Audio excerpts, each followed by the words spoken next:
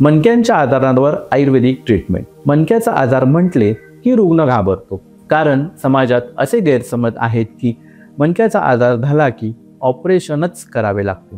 तर मला इथे सांगायला अभिमान वाटतो की 80% पेक्षा जास्त मणक्याच्या आजाराचे रुग्ण की ज्यांना ऑपरेशन सांगितले होते आणि ते आयुर्वेदिक औषधी उपचारांनी पूर्णतः बरे झाले आहेत.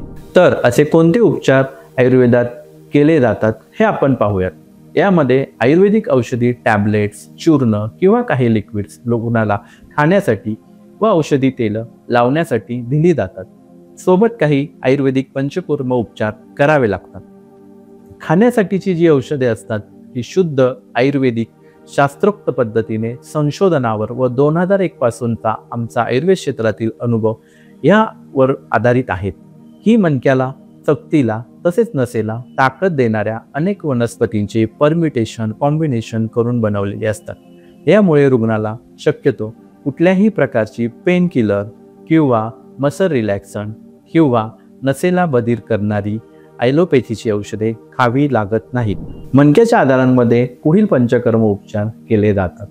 स्नेहन, स्वेदन, बस्ती, रक्तमोक्षण, नस्य, कटिबस्ती, मन्याबस्ती.